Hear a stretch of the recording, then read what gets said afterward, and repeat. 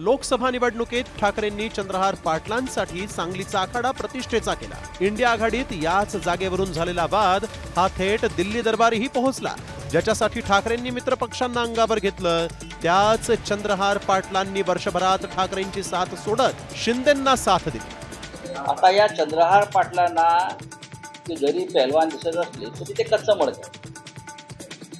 त्याच्यासाठी शिवसेनेनं प्रतिष्ठेचा विषय केला. आम्ही सगळ्यांनी अशा माणसानं स्वार्थासाठी बरं का लाभासाठी